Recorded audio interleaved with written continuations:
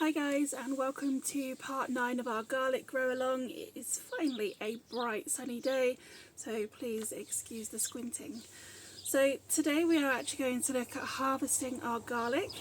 Enough of the leaves have started to die back now that I'm comfortable that they will be ready, but I will also go through other things that I'm checking to make sure that they are ready before we actually pull them. So another thing, being very careful that we don't actually just pull them. If your soil is loose enough, then it may be that you can do that, but usually using a spade, a fork like this one, or like a hoary knife or something like that, just something that we can gently put under it and just break some of those roots a little bit just to help it pull out, because we don't want to break the stem as we do so. And then once we've got them out, we're going to look at curing them as well. And it's the hard neck variety, the soft neck variety that we're looking at harvesting today. We're going to have a look at the elephant garlic, but so far I don't think it's ready, but we will have a look and see whether or not the bulbs are starting to get bigger under there. We did talk about, I think in the first video, that actually elephant garlic is more closely related to leeks than it is to garlic, hence the very mild garlic flavour that we get from it. So it is actually a perennial vegetable, and if it doesn't mature to a size that I'm happy with this year, then it may be that we're going to leave it in the ground. But we'll have a look at that and see how it's doing and make some decisions from there. So this is what the garlic looks like at the moment, and there's a good couple of leaves that have died back. On some of them they are still a little bit greener than what I would normally expect them to be at this time. And then on others, like this small one beside it, it's pretty much all the way dried now.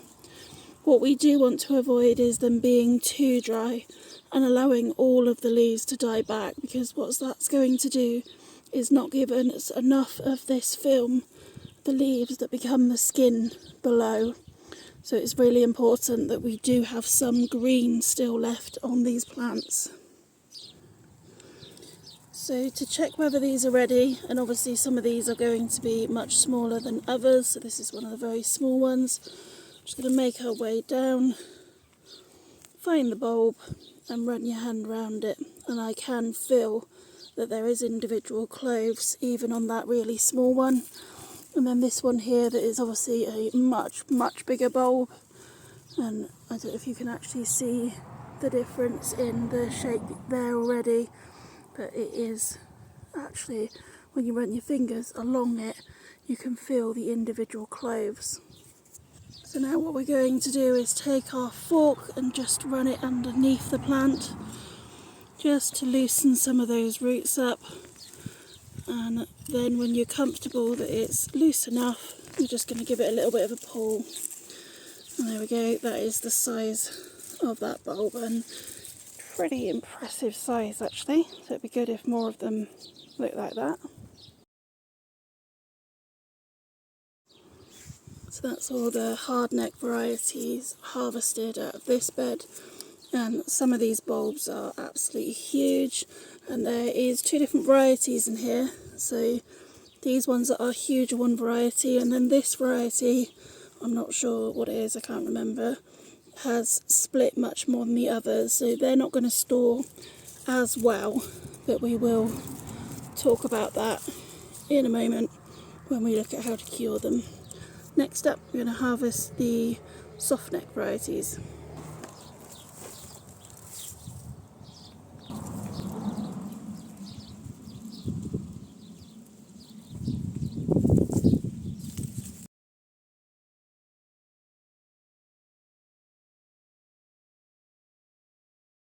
That's the soft neck variety harvested, and they're a really quite impressive size, bearing in mind that they've been grown in the pots. All of the garlic that I've grown has been grown underneath mesh the entire time to avoid alien leaf miner. So literally from the moment they went in the ground they have been covered.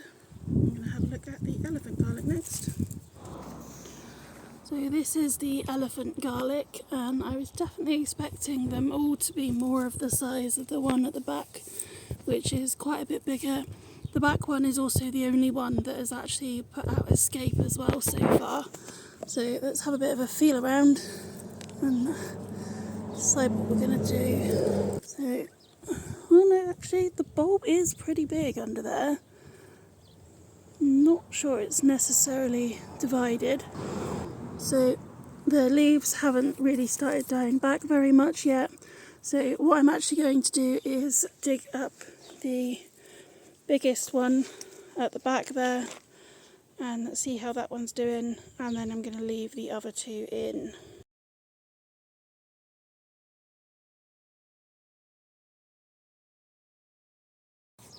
Actually, this is a very good size, this larger one. You may notice, however, these little things on the bottom. So these are bulblets. It can be found on any garlic, but particularly on our elephant garlic. So these can be replanted and will provide us with more garlic. So these little bulblets I'm just going to plant straight back into the same pot as they've come out with, and then they're going to get covered with a net as well. These other elephant garlics have actually just started bending over, so I am going to dig these two out as well. Okay, so now we've harvested the garlic, our next thing to do is to cure them. And the idea of curing them is to take them from this very green garlic to a storable condition like these ones, which I originally harvested from the polytunnel a few weeks ago, and they've been cured in the tunnel. When you've cured them, it's actually going to be a lot easier to work out whether they're soft neck or hard neck varieties.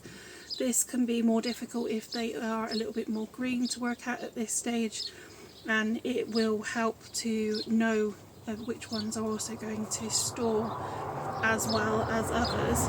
So once they are this little bit drier, they will really easily show whether they are a soft neck like this one or a hard neck like this one, which isn't bendable. So the first thing we're going to do is actually clean these up, and it's not something that you necessarily need to do, but it is something that I find is better to do at this stage rather than leaving it to dry and then try and clean it up, which I find very fiddly and much more difficult.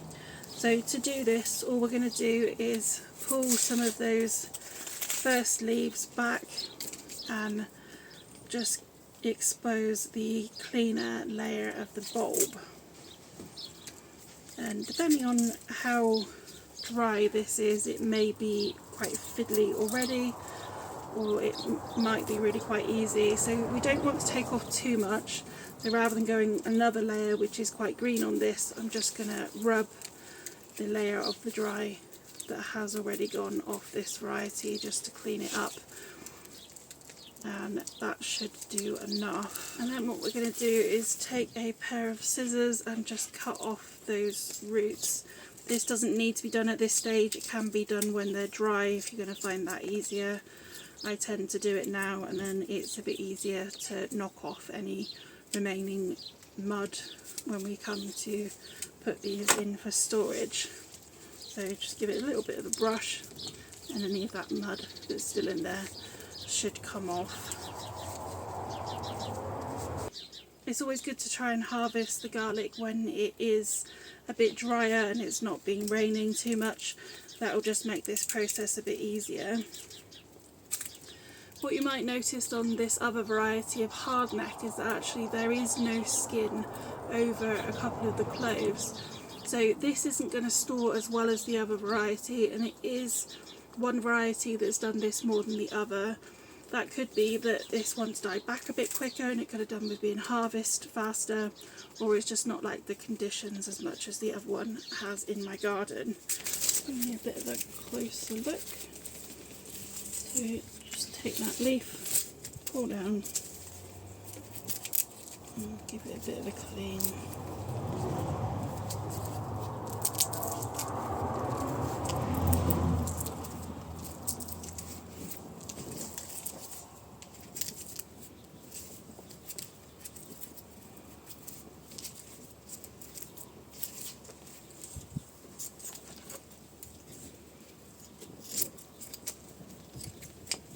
So they're all cleaned up now, and this is the soft neck varieties, and it's a variety called Maddock White.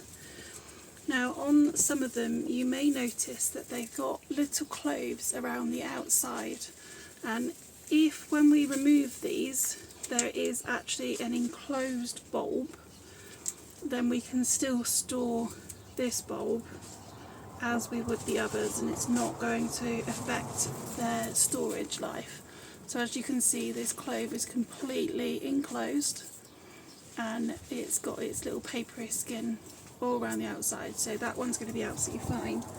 And this is the hardneck variety called Carcassonne, something like that, white, and as you can see these cloves are amongst the bulb but the skin isn't there, so they are not going to store in the same way as the others are going to. So these I can either continue to dry, there's a very good example there, you can actually see it's completely without its skin.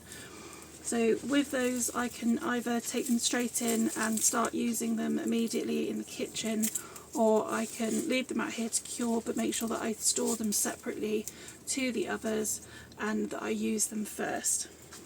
One of the ways in which we use the garlic like this is to make lots of garlic butter or to mince the garlic, and then it can go straight into the freezer and you've got some quick and easy solutions that you don't have to deal with in the same way as you do fresh garlic.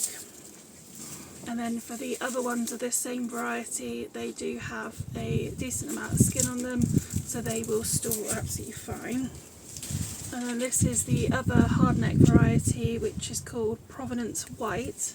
Now these have actually done really well. There is one that has not got a great amount of skin on it, although I will take those outside cloves off and see whether or not that is going to store. You may also find, as well as these cloves which look like cloves, that you may actually get much smaller ones, little bulblets, and use to grow the garlic again. However, they will take 2 to 3 years to grow to maturity rather than the larger cloves that we normally look at planting. So just be aware of that when you are looking at planting any of the tiny little cloves, the bulblets that are on them. And then this is the elephant garlic that we've harvested. So this one is a really good size, it has split into cloves, but these two have not. So these ones are going to be replanted and allowed more time to grow, as well as the bulblets that will be just left in the pot to continue growing for as long as they like. But don't worry if your elephant garlic hasn't actually got as big as this one, you can just replant it and it'll be fine. And I will do that straight away rather than wait to replant them like we will the other ones, which I'll replant again in October. And then the next thing to think about with these as well is that if you are happy with the size of the bulbs, the flavour of the bulbs and how they've performed in your garden, then it is worth keeping hold of some of the largest ones and curing them exactly the same as you would, but putting them to one side so you can actually use them as seeds for next year's garlic, because this is obviously going to save us money. The garlic is getting used to our own garden's environment, so it's likely to do better as well as we continue to grow that strain. So to do this, all I will be doing is curing them as normal, and then I'll keep the largest size of these garlics, and it'll be this variety that I do because this one's done so well in the garden, the Provenance White. And then when it's time to plant them in October, I'll separate them, choose the largest cloves, the same as we did at the very beginning of this grow along, and start those exactly the same as before. When it comes to curing them, we want to make sure that we've got somewhere well ventilated and ideally out of direct sunlight, but if that's the only place that you've got where you can hang it in direct sunlight in a greenhouse or a polytunnel, then just go with it, that'll be fine. Some people suggest that you can't hang them upside down. This is something I've done for years, so it's something I'll continue to do. But if you are worried about that and you've got the space to lie them on their sides, then that might be worth doing as well. I'm going to be drying mine under the bench along with my onions that is beside me, but what we do want to do if we can is keep them dry. So I'm not going to grow them on that side, which is where I've got all my peppers, so the water's going to go down and just get them wet. I'm going to grow them on the other side where I have my potting up bench and no no watering happens there, so they should be absolutely fine below. And we're normally expecting these to dry off for around 2 to 3 weeks and start looking like these with a papery outside and still being nice and firm and everything you'd expect them to be from the supermarket, but then they should store really well. When they are cured, we'll have a look at what we're going to do next and trimming them. I don't trim the greens at this point. This is the bench that I use for curing my onions and things like that. All I'm going to do now is just slide each of these individual cloves into each of the holes, and then I do use a fleece just to cover them up, just to make sure that the mice can't get under there and start nibbling. But usually that's not a problem. We have a lot of field mice in this area. So all we're going to do is take the garlic, leaves and all, and pop them between the layers.